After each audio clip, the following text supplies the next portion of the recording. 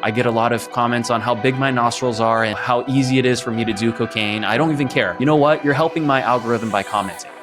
You are Northern San Mateo County #1 real estate team. You sold over $1.1 billion in real estate, helped 1,000 families. You consistently sell for $100 million in volume, and you've built an amazing brand on social, digital. The ultimate goal is creating attention, the good attention. And when something happens, who do they think of first? The National Association of Realtors still says both buyers and seller side, about 70% of the time, a consumer calls and only interviews one agent, 75-80% that they talk to two. But as long as you're in the first two, guess what? Your chance of closing for the business is really high. And how do you get there? The more shares and comments you get, the more likely the algorithm will push your content. For us, I'll tell you the secret. If it's related to some sort of development that the prior use brings up nostalgic memories, whether people are really happy with the development and what's becoming or very adverse to, people are gonna voice their concerns or people are gonna share, what are people interested in? Can I talk about it? Beginning with the end in mind. You're climbing up the real estate ladder, and what you realize is it's leaning against the wrong wall. But you realize 3 years into your career, is that what you really want? What are you gonna do? What is something that's so obvious to you when you think about building your business that is less obvious for someone else? I think the main thing is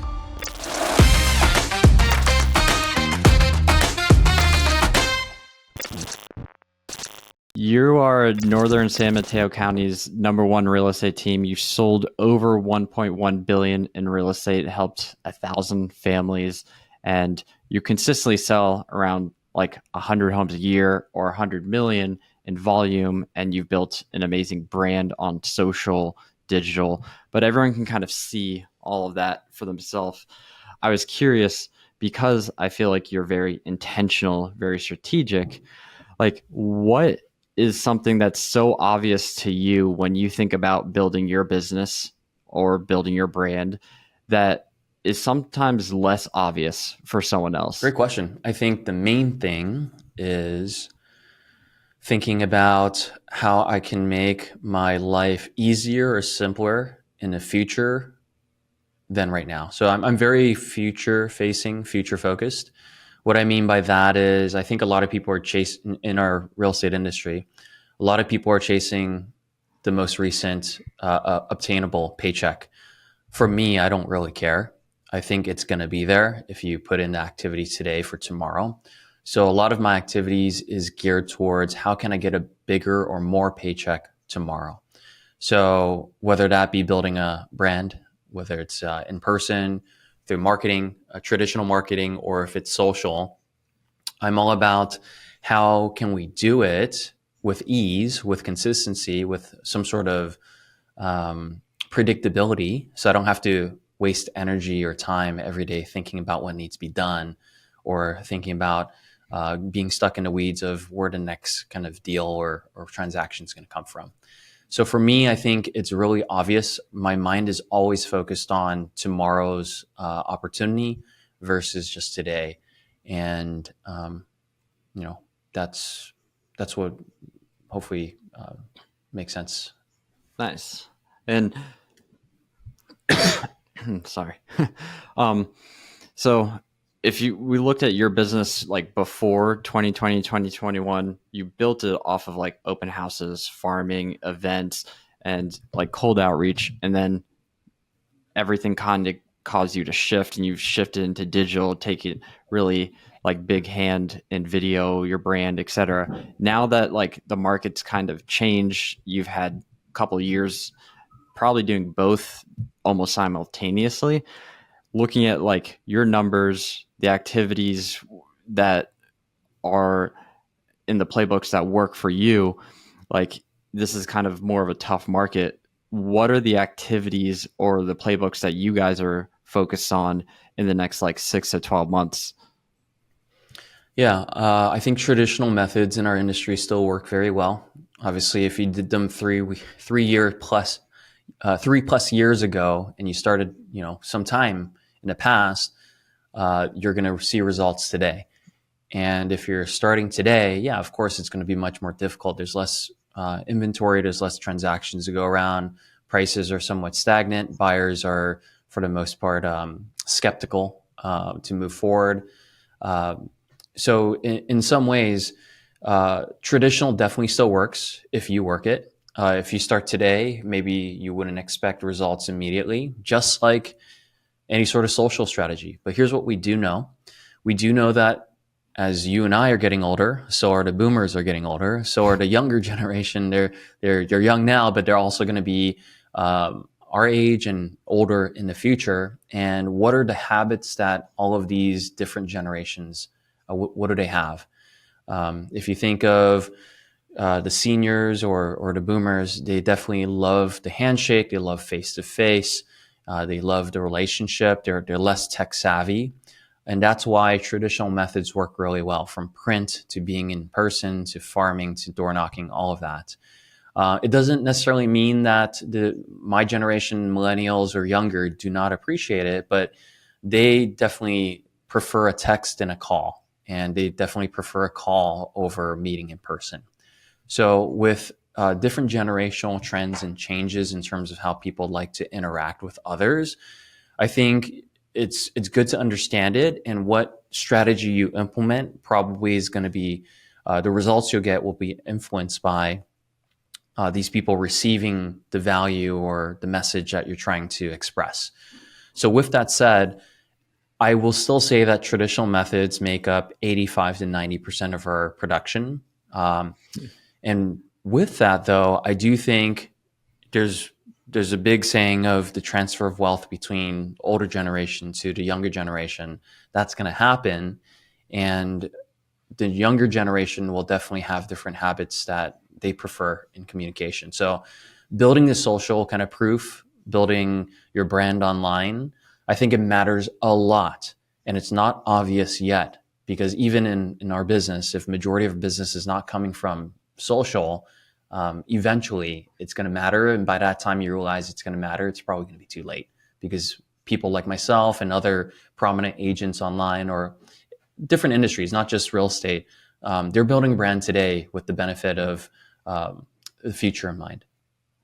So, are you guys? You said 85% is the traditional route. So, are you guys going pretty heavy on that, like mailers, events, open houses right now? Yeah, I would say that's still the main drivers of our business, and that's why we'll continue doing them. I think that's probably going to be the case for the short to midterm, probably 5 to 10 years.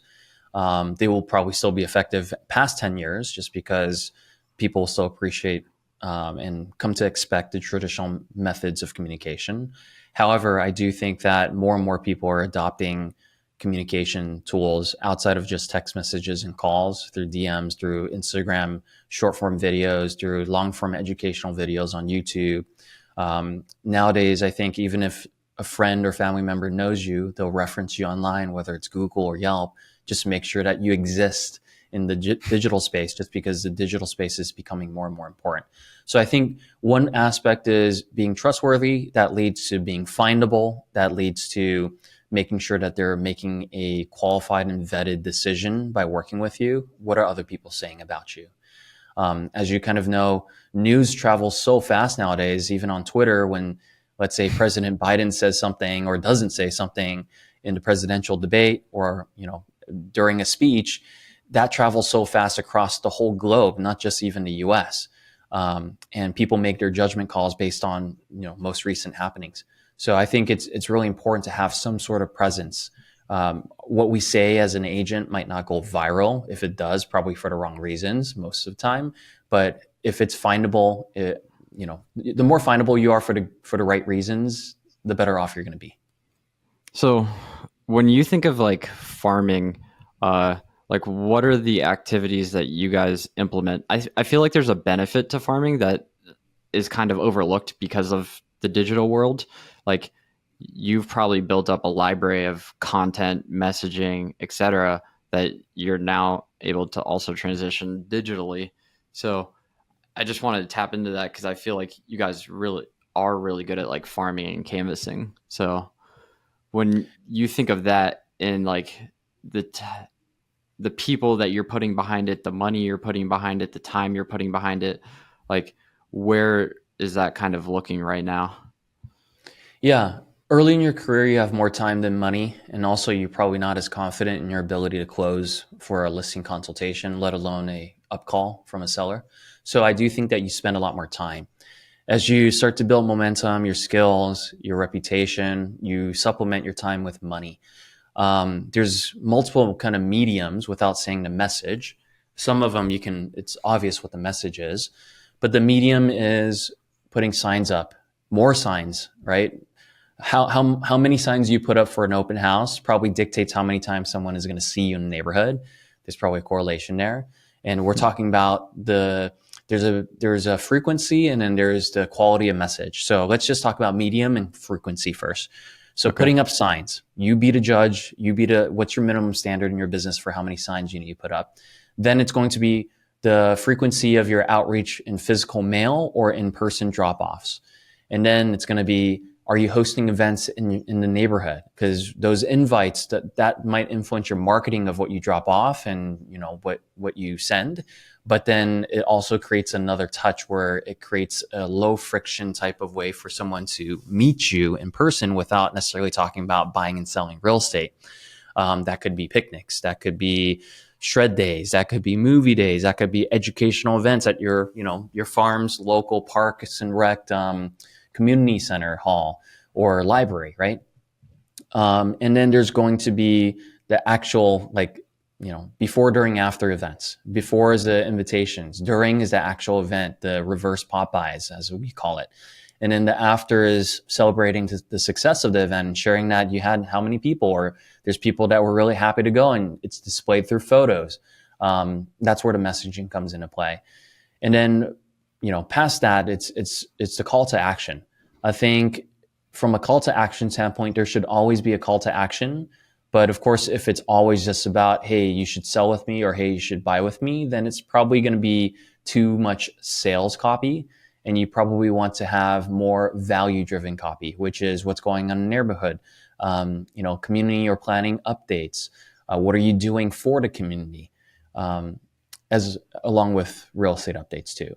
So that's what I think of. Nice. So, kind of double clicking on that, like what messages have you found works well, and what are you kind of looking at for like frequency of those messages?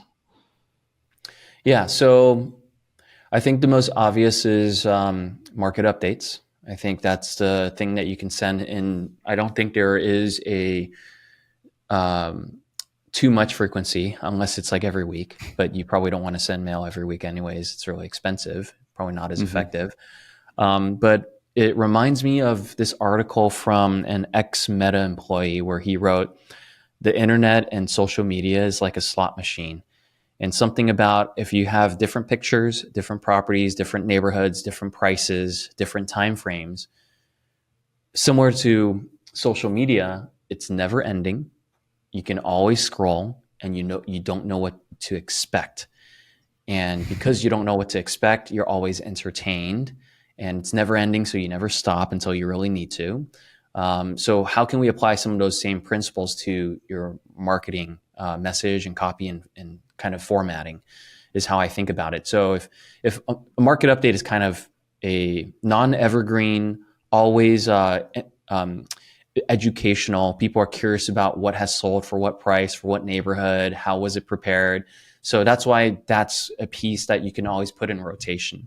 The other things that you could do is very likely going to be planning updates. So for example, if they're building a brand new parking structure downtown so guests could and residents could easily park and enjoy the downtown, then that could be something that all residents are interested in. And you're providing value because you're educating them on what is changing in their community.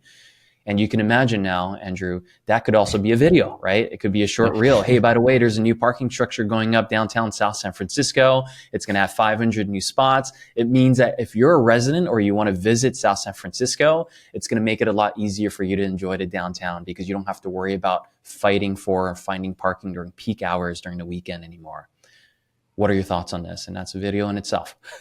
So, from that community updates to your own events or the city's events. From, if you think about it, Parks and Rec, the library system, the city, the police, the fire department, every single department and agency in the city or, in the county has kind of their own public facing events that you don't have to reinvent the wheel as a real estate agent or a service provider to promote. And in fact, I think if you plan to be involved in your community, it might be actually worthwhile for you to promote it and to be present during those. You'll meet people, it counts towards contacts as it would in a traditional kind of sales environment where you're actually making attempts to be in front of people. So it just kind of clicked a little bit. Is that kind of the intentionality around like your videos? Like you create the video and then that becomes like the asset your team can kind of pull for content for other things? Like, is that how you kind of structure your time? I don't know if that's part of the strategy or not. Yeah, I'll give you my strategy for creating content. I think people that are from the outside looking in and trying to come up with their content strategy spend a lot more time thinking and observing and consuming than they really do create. Because I'll tell you exactly how much time it takes me to create content. On a Sunday when I enjoy my cup of coffee in the morning at a coffee shop, I will come up with at least each Sunday 7 topics. I will draft the script and I will link the article and I will title it. So that takes me, let's say, an hour to come up with 7 topics. And every Sunday I do that. I film 2 times a month. So by the time I'm ready to film, I have 14 topics.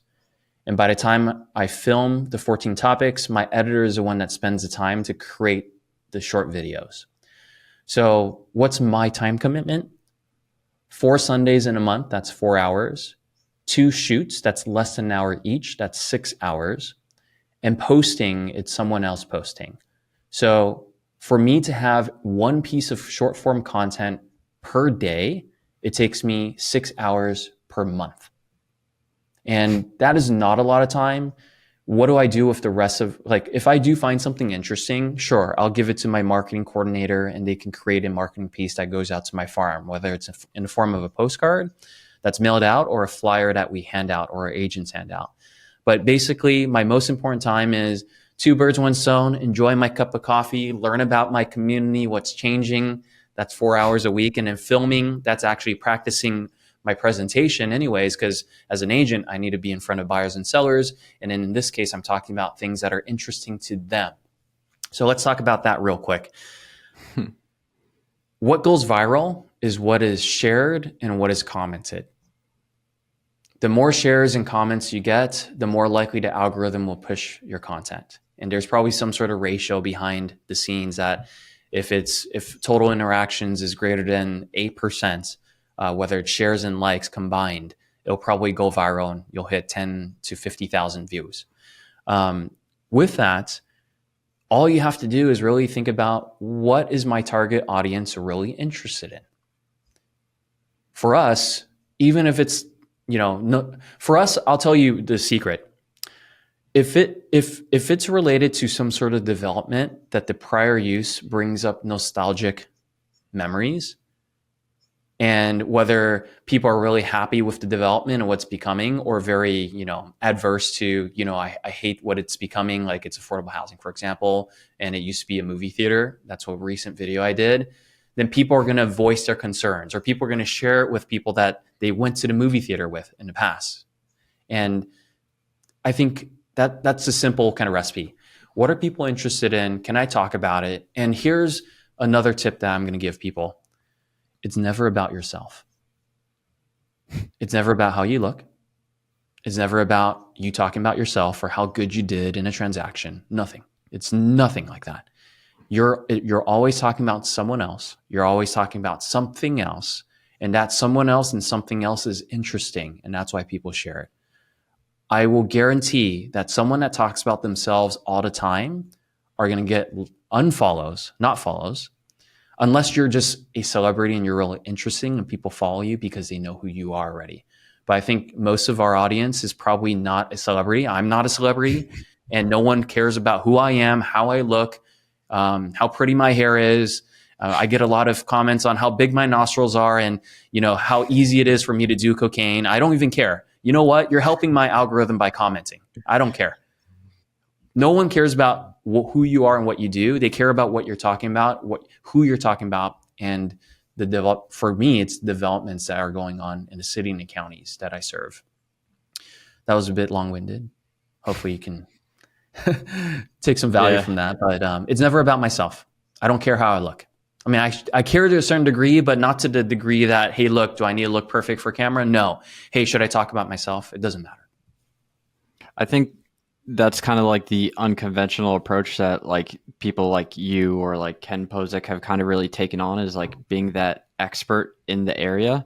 And like people follow you because you're the expert in San Mateo County. You're sharing what's going on, the projects, the things that matter to a local homeowner from let's call it listing agent, team leader perspective, someone who's built their business off of like Zillow or like lead sources like that. They may, like, I've had people say, does that even like really bring in deals? Does that even really bring in listings? Like, or is you just kind of creating content just to be like that face? Yeah. So I will tell you, content has not brought me directly listings. No one watches my video on a market update or a community update and say, hey, I want to list my house with you. But it's supplemental. It's creating attention. It's positioning me as an authority in the marketplace. So let's just imagine this. My average seller is going to be a boomer and older. They're older. They might not be browsing reels on Instagram. However, here's what I do know. Most homes in our area are multi-generational, as in there's multiple generations living in the house. And I don't doubt you that if the younger person in the family is looking at Instagram reels and is educated in something that's happening in their city and they see my face, they correlate it to the postcard they receive and they might say, hey, mom, dad, like this is the guy I just saw online and he's giving an update. That's why he looks so familiar. I can't tell you how many times people walked in our open houses. I haven't hosted open houses in months, unless I really need to. It's been months. But when people walk in our open houses and they see our flyer at the property, hey, that's the Peninsula Proud guy. I recognize that guy. And who knows, does that yield the business and conversion at the open house? No, I think the agent still has to do their due diligence and offer value to be able to convert the person. But I don't doubt that familiarity helps with the conversion. Just like at the dinner table when the young person says, hey, look, that's the same guy that sent the mail, but also I saw online he was giving an update. I don't doubt that putting two and two together is going to yield some sort of positive result that's indirect that will help our business. I think the ultimate goal is creating attention, and the good attention, the right attention. You don't want to do something silly and post it online unless it's a blooper and you don't mind, but you don't want to be known as just a guy that has bloopers online. You want to be known as the person that provides value. People put two and two together. Oh, he's also an agent. And when something happens and they raise their hand, who do they think of first? Because the National Association of Realtors still says both buyers and seller side, rounded up about 70% of the time, a consumer calls and only interviews one agent on the buy and sell side. I think it's like closer to 80%, 75, 80% that they talk to two. But as long as you're in the first two, guess what? Your chance of closing for the business is really high. And how do you get there? People being aware that you exist in the marketplace. And people want to know that you exist in a marketplace, but not only talk about real estate. Because if you only talk about real estate, chances are 1 in every 100 pieces of content is irrelevant for that moment in time that they do not need you or your services, that you're going to annoy the heck out of them because all you talk about is real estate. So I think that's where the smart thing of what you do comes into play with like Peninsula Proud, and the different topics you talk about. And this just kind of ties into the point, like, you don't just do digital, you don't just do traditional, you do both, and they kind of work in conjunction together. And that helps you hit both demographics. And I think there's something to be said too, that like platforms are also aging up. Like there's a lot of older demographics now on Facebook and YouTube very actively, even on Instagram. I'll give you a really good example. I'm about to sign a listing that's about 1.4 million. It does require a lot of work, and that's our specialty in the business. Like our offering is to help people improve their home for a higher resale value. But this person is likely in their 40s. They inherited a home, and her two siblings need to make a decision on what they should do. I'm fairly certain the other agent that they're talking to is a neighborhood expert and also kind of more of the traditional agent, probably very well qualified, nothing against him or her. But because I'm so visible and our value proposition is also received by them, they understand it. They're having a much more fluid conversation with me because the medium that we're having a conversation in is mostly DMs and text. While the traditional agent that has probably a great reputation in the farm is all about phone calls and emails. So people like to be communicated in a method that they appreciate and in the formats that they are familiar with. So in some ways, that is a benefit to us just because we're very present on social as well, as much as we offer our services in the traditional sense of real estate. I think so. That's something that's less talked about is like that service of yours that I've seen that you've promoted through drop-bys, mails, like maximizing the value in the renovations. I've noticed a handful of top teams facilitate that like through different means, like some like do some of the financing for the renovation or like front load or like have the setup with the contractors so they don't have to worry about it until close. I've seen like some of the better teams manage the entire process, and I think that is a huge value add that like just because it seems normal, like most people aren't actually doing it. Like most agents aren't actually doing it, but it's something that you guys do. So could you talk to that? Like what, when you look at that as like a whole, what pieces did you have to put into place for that to be a very efficient process and make sure that it's works in the benefit of both you and the client as well? There's a couple things. First is I think as an agent, you need to be a really good communicator. I'll give you the opposite. The average agent, when they have a listing opportunity, they do nothing to the listing to help the seller get more. Mm-hmm. And they just assume that because I have a relationship that I should get the listing, right? I'm entitled to the listing because I know the person. That's how traditionally real estate worked. But nowadays, because it's competitive, now, first I said it's communication, but what are you communicating? So the agent needs to have a know-how of a couple things. Who's the ideal buyer for this? What do they appreciate? Is there a return on investment for doing paint or fixing a kitchen, for example? So it's communication, what they communicate, and then from there, if the communication and the information is strong, then you need to have a good team to facilitate for the project. Because if you're the agent and you're facilitating a project, guess what you're not doing? You're not lead genning. You're not talking to new people. So you're babysitting your listing. So you should have a well-oiled machine or support staff that helps you carry through the mission of helping a seller sell for more after discussing it, because there's mutual agreement that they do want that service. The second is going to be you might need capital, because a value proposition that's strong in our market is not just helping them with the remodel, but it's also potentially fronting certain costs. And then third, or maybe fourth now, is having strong vendor relationships. Oftentimes clients look for one thing. Hey, are they really cost effective? Like, is it affordable for the work? Well, that's one of three things that I would say that a consumer really should look for and an agent should express. Cost is one factor. The second is going to be quality. The third is going to be responsibility and timeliness.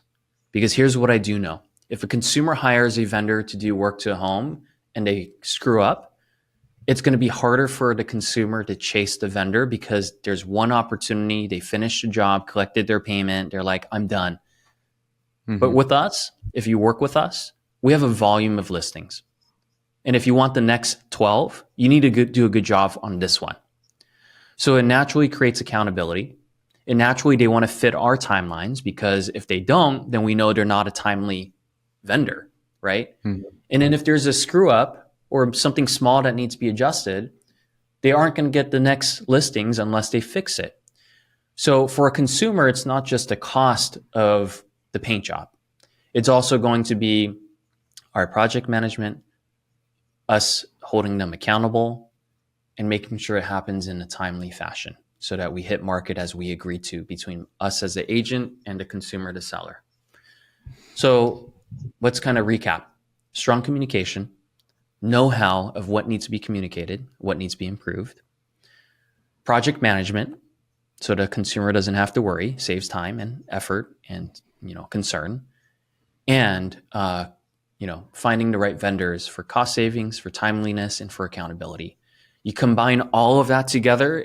I agree with you, Andrew. It's a really strong value proposition that I do think that newer agents have a harder time grasping because, as we know, a listing opportunity or to serve a seller is much harder to come by where they don't have enough practice to be in front of potential sellers to get good at that presentation.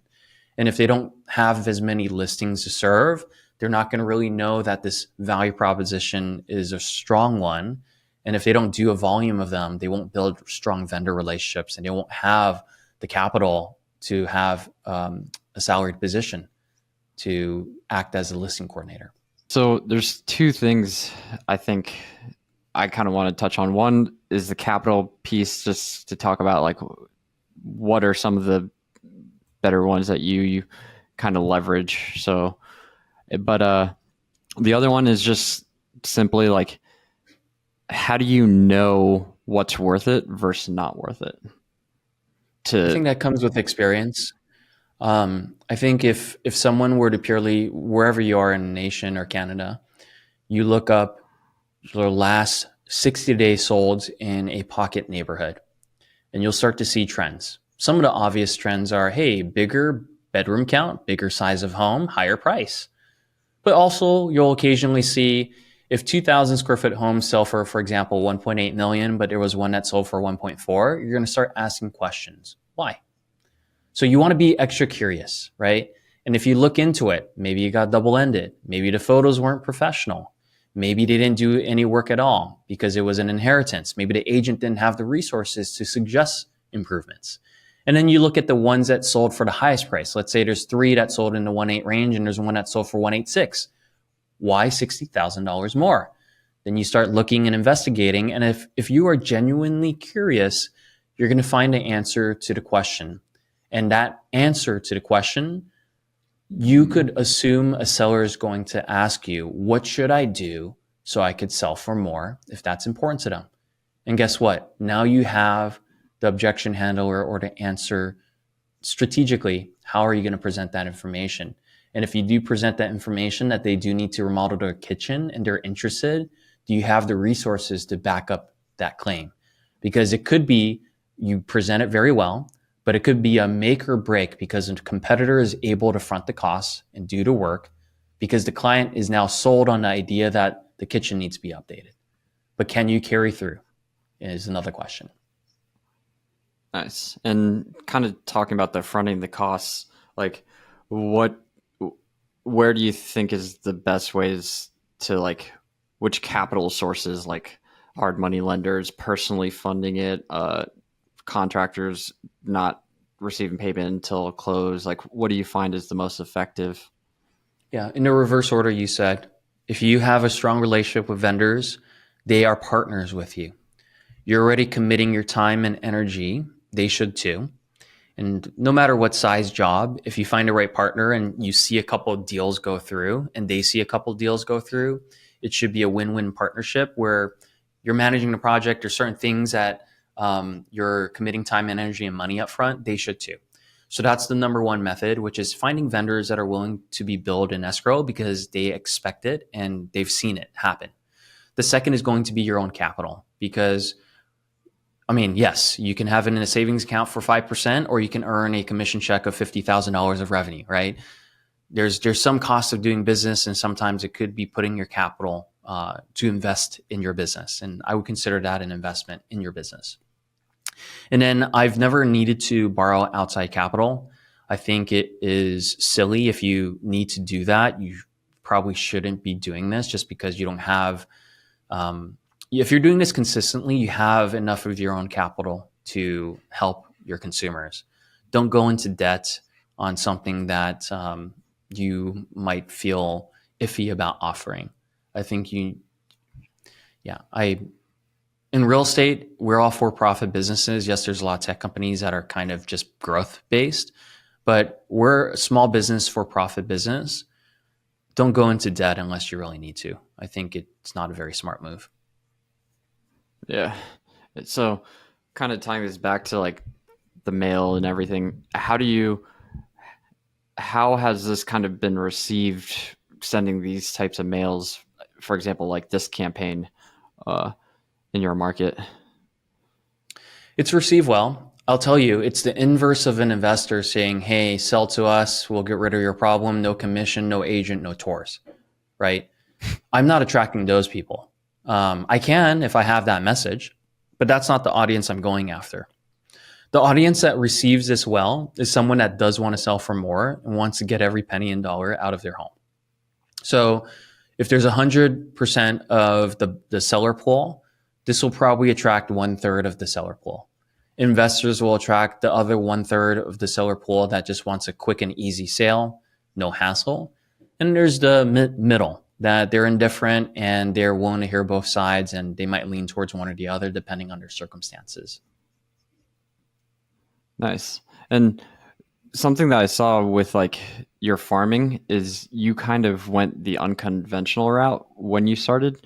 When you were doing a lot of this mail, you didn't just go to like the highest priced neighborhood in San Mateo County. So can you talk to why you picked where you picked? Yeah, I made a business decision. I picked the lower end of our county. And the reason why I did that was because I knew there was less competition. What I realized as I did it, that most people should know, is a person that owns a home, whether it's 500,000 or 5 million, still goes through the same emotions, still needs the same help. But I realized that it was a much less served market, or an underserved market. If it's underserved, there's less people focusing on it as a business, a person. You should yield results sooner, because you can imagine someone that owns a $2 to $5 million property in our area probably needed to move up to that stage. So they know more vendors, including agents, to be able to get to that stage in their life. And the more affluent the area as well, they probably get more marketing from real estate agents. Mm-hmm. So not only do they have existing relationships more likely, they also have more resources at their disposal because they're targeted more. So if you have a strong skill of conversion and a strong value proposition to offer, maybe it's not an issue. Maybe it's not a detriment to you as much as it is potentially for a new agent who hasn't taken many listings. If you're always going up against a neighborhood expert, how are you going to find a way to win if you don't have the value or substance to back it up? So as a new agent, I made the decision to pick an area that wasn't dominated by any particular agent, because I knew I would be able to brush up my skills faster. And then I also knew that clients needed help regardless of the price point. And in fact, nowadays I call it serving the underserved, because people that focus on the affluent, at least from an agent standpoint, they're not going to give that same 10 out of 10 effort for a lower price point. You just know it. People are incentivized. If the paycheck is $15,000 versus $50,000, that's a big difference of effort that potentially an agent would put. We shouldn't, but that's just how human beings are. Yeah.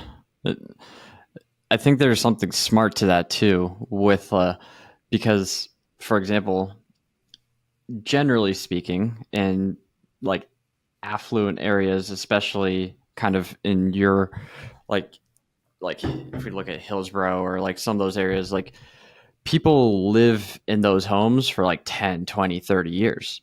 Like people in those starter areas, first time home buyers or the middle of the range, like there's more turnover too. And then buyers become sellers. So that also lends itself to a lot more opportunity because then those people move up as well. Yeah, I would say turnover in a forever home community is probably less frequent than one that is a move up community or a first time product community. I think the other thing is people that could afford a higher price point or more affluent area are wealthier to weather any sort of storm. Where that when the market's less favorable as it has been more recently, there might be less transactions as well. Yeah. So that makes sense. So you touched on something a little briefly, like profitability in the business and having that room of margin to play for things. I think there's probably something to be said the way that you built your business. You built your own lead source, you prospected, and that's the way you've always kind of been about building long term versus renting your business from the number of lead sources. And then those lead sources generally, eventually, because it is the incentive is there for them to take a 33% cut. And then that cuts into everything else you can do because you're losing a third off the top. It's actually 40%. I was curious just to get your take on that. Yeah, if I wanted to be on a hamster wheel for the rest of my life, I would have worked a W 2 job. So for those that are getting into real estate, thinking there is flexibility, that's on the opposite spectrum. There is no flexibility until you earn it, until you book your book, you build your book of business. And for those that are taking an easy way out now by jumping on the hamster wheel with hand dealt leads, it's a handicap on your business as you're suggesting, Andrew. And the reason why is once you jump on the hamster wheel, you get so busy servicing that business, you do not have time and energy at the end of the day to build your own book of business. Sure, these buyers you convert, they will eventually become your sellers, but is it intentional in terms of the area where you want these, right? I don't think it's built with intention. It's built with necessity and also desperation if you need leads and you're giving 40% away. So if you are a strong presenter and communicator, and also if you have the capability and the patience and the reserves to build your own book of business and to be patient with it, then you should look for methods that you control. Because as we know, anything you don't control, you're at the mercy of other people or entities.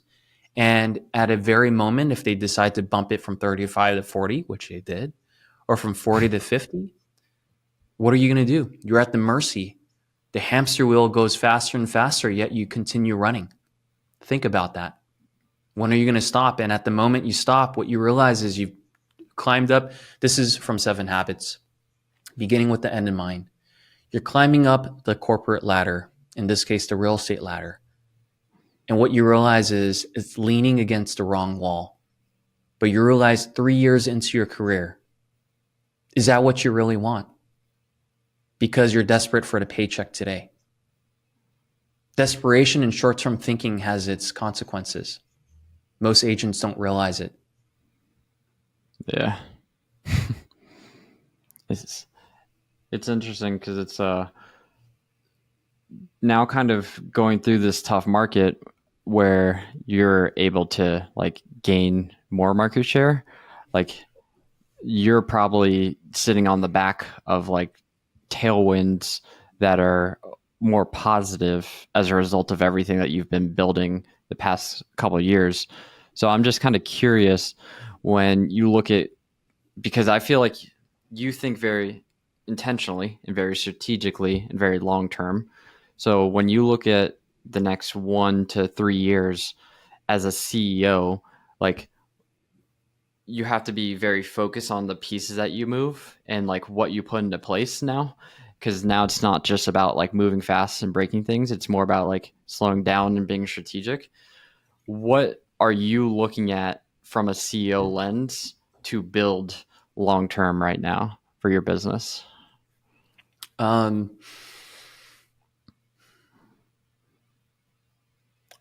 I think a lot of what we're talking about is not about service, because I think maybe we have the mutual understanding that we are already giving the service we need to. Otherwise, clients wouldn't refer and repeat, and clients wouldn't even work with us. So, putting Mm-hmm. service aside, what I'm focused on is attention. If you are a really good agent, yet nobody knows about you, you're going to have a very small business. Maybe one that everyone has different standards, but one that I wouldn't be proud of. There's a lot of skilled agents out there, good, in high integrity, hardworking agents out there that will do such a good job. But what's limiting them is people don't even know they exist. So what I'm focused on as a CEO to help our agents, and also myself, is creating awareness. Now, I would consider two types of awareness. One type of awareness is basically negative. You're doing things at discount. Your name is tied to discount. Um, it's low quality work. You're 3 out of 4 listings that you take, you do absolutely nothing to it. You give no advice, but yet you have the relationship and you just list it. Then there's good attention. The good attention is you're educating people. You put quality work out there. You're at least attempting to provide value, even though it might not be received because people don't really have a need until they have one. So, as a CEO of just my life and also our company, I'm all about making sure how are we spending our time and money and effort in areas where people are spending their attention. So what does that look like for you? So that is going to be hard copy mail. That's traditional. And then that's also going to be creating short form content at this very moment and long form content that is evergreen. And that is why we still have a videographer editor on staff. And as much as our business has contracted, at least in our market, about 40% less sellable units, one of the important pieces that I'm not going to give up is having someone on staff to continue to churn content out that is hopefully valuable in the marketplace. Now, I realize not everyone's in a position to have business to be able to have a staff member like that, but that just means you need to spend a little bit more of your time creating it yourself. Because if you don't, no one's going to know about you. And you kind of mentioned something earlier on where it's like, well, then kind of you mentioned like spending time looking at sources, like things, ideas, listing those ideas, and then scripting those ideas. As talking to other team leaders, other people who are very busy doing 101 things, you still make like time to do those because you see it as a priority. I don't. Sometimes I figure I'm trying to figure out like how to say this because it's kind of like how do you make time to do things like that. But what has helped you put that into practice? Maybe is a better question. Yeah, I think it's related to the first thing I said. If you think about, forget if it's habit 3 or 4, putting first things first, where most agents and business people that are stuck in the weeds in the business daily are constantly working on the urgent and important things. You're firefighting all day, and that's why you're burned out and you're low energy and you need a glass of wine or scotch at the end of the day. But if you set aside time and you understand the concept of non-urgent, important things, which is lead gen, which is relationship building, non-urgent because it's not business today, right?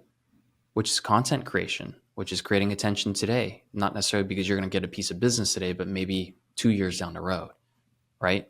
So I make an intentional effort, you're right, to focus on the non-urgent, really important things. Now, really important and non-urgent are somewhat subjective. And I think a person needs to model top agents or content creators to figure out what those things are. Like, you have to make up in your own mind that they're important and they're non-urgent. But if you never look up and you just keep looking down and you have tunnel vision of service business, you'll never find the time because you're just always busy firefighting. Yeah, that's so true. And I think attention ultimately is the name of the game of business. You look at everyone who's created massive attention, they've been able to build a massive business off the back of it. But I'm trying to think for anyone else who may not quite have that like yet. And something that kind of comes to mind for me when I look at everything that you do, like you have mail, you have short form, and then you mentioned YouTube. I've noticed you like, why short form over YouTube, or like where's your mind on kind of when you think of like the platform, the medium, when it comes to that? Yeah, I definitely do think that long form evergreen is much more valuable than short form. I honestly just haven't found the time to create the long form. It is super non-urgent, but important. And just because it's so non-urgent, sometimes when we're, as you might know, in real estate, this is the spring, summer season, which things tend to get busier inside the business. So I tend to have a little bit more white space. I have a lot of white space, but I tend to have more white space at year end to strategically plan for the year, to put habits and systems in place, in motion for a better year, always by Q4. And then in Q2, Q3, it tends to be really busy. So in some ways, there's the rhythm of business that is at play here too. I think if you're not busy now, if you have obligations, obviously you're going to look for business. But if you are less busy now and you don't have as many obligations, you probably should look and work on long-term beneficial things, such as evergreen content. So the short form is, because it's built the routine, it's more lower lift and you can just kind of execute it very predictably, right? Correct. Yeah. Short form, I think it's important. You're building an audience. The value is not the content. The value is the audience that's receiving your information. And there's such short snippets that it's easy to do. While something that is evergreen and valuable in long form, it takes much more thought and intention to create a valuable 8-minute, 5-minute video, for example. Yeah. As you know, shorts are so short. They're like 30 seconds or less. I think on average now it went from, I think back in the day it was 35 seconds for me. And now it's closer to like 17 to 20 seconds. Like, it's just quick hit information. What are your thoughts on it? Encourage engagement. Yeah. I'm starting to see a lot more of that, like 7 second to like 20-second, 27-second, like under 30 seconds, like becoming really popular. Yeah. Or like 5-second or less text-based videos. Hey, look at my captions. Yeah, exactly. There's so many of those nowadays. 100% watch time. So you glossed over something that I know is so important, the service side of the business, and because that is how you, like, the lifetime value of a client, like their experience, like, is what people like Alex Ramosi and a lot of other people like talk about. It's like, if you want to go from 1 to 10 and then 10 to 100, it's not always bringing people in the door. It's, what does that experience look like when they come in the door? And then can you have them have a longer lifetime value per client? And that's what that 1 to 10 starts to look like and beyond. So when you mentioned there are even things that you're doing from a service perspective, to build the right experience. Can you talk about a few of those things? It's probably related to the more you talk about upfront before you take a listing, for example, and you set proper expectations and you talk about the ugly truths, such as potentially to sell or keep it as a rental, potentially the seller doesn't have to sell, or potentially it's not even the right time to sell. The more you talk about upfront, that's not necessarily service, but it sets the ground work for when they do decide to sell. It's definitive. They're committed. They're not motivated by price, right? Because motivation by price is just not motivated. They're not going to hit a certain price if they keep setting the bar higher and higher just because they think it's worth more and more. It doesn't mean the market has justifications for that price.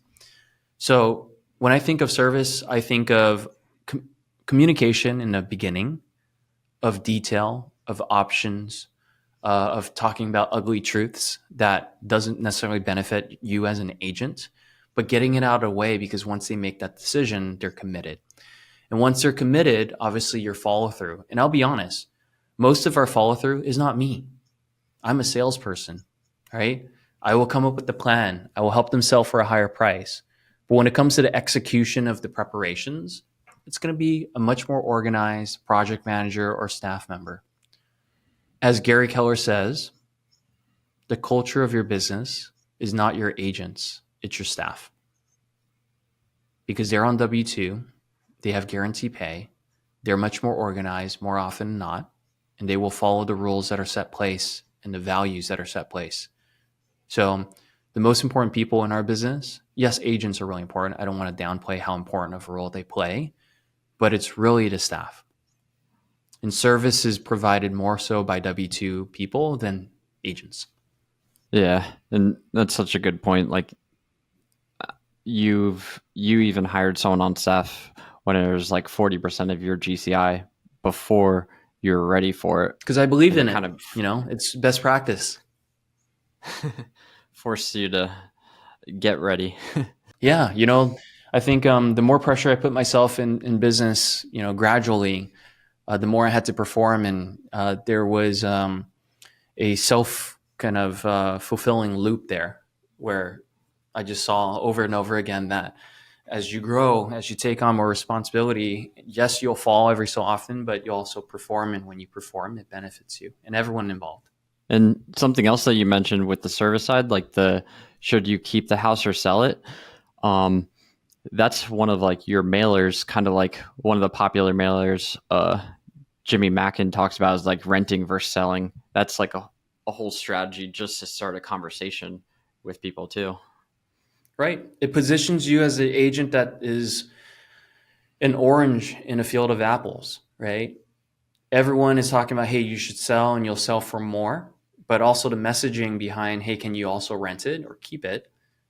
I think it stands out for the right reasons. You're willing to talk about things that other people don't talk about. Yeah. So I was just curious, you are a constant learner. You've obviously gotten really good at communication, leadership. Like, what have been some of your places that whether it's a person, maybe it's a book, maybe it's a podcast, maybe it's something like your sources of learning for some of these skills that you've become really good at?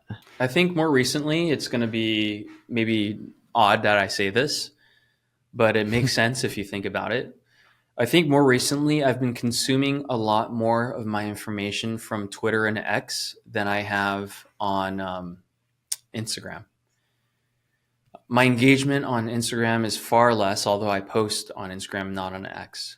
But if you could imagine, true for short form content too, if our attention spans are becoming shorter and shorter, then what we say needs to be more impactful. And the way that Twitter is actually very effective is it's more text-based than Instagram is. So actually, when there's a lot of compelling things that are said, or, I don't want to say breaking news, but headlines of breaking news actually train you on what could be your hook for your video too. But more importantly, on Twitter, I think there's a lot more text-based engagement where there's a lot of thinkers, and your feed is really made up of who you follow. So honestly, the quality of your kind of consumption is also based on the quality of the people you choose to, receive information from. So if there's people that you admire, whether it's in different industries, same industry, you should follow them and you should see how they communicate, whether it's through video, through verbal, or a lot of it is through text. So nowadays, I look at a lot of information on Twitter, X, and also there's a lot of books too. Um, you know, the ones that come to mind are Ryan Holiday's Stoicism books, just because there's a lot of great short lessons, short chapters in those books.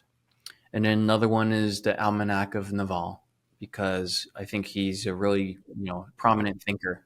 Is there any good follows on Twitter that you like? Naval obviously is one of them. There's certain writers that made their fame or their following on Twitter. I think no one particular comes to mind. I think Dan Coe is one of them. He always talks about starting. I mean, he compares what the mind virus is and what most people are kind of who they are in society and how to break out of it. That's another one. Coe is spelled Koe. Yeah.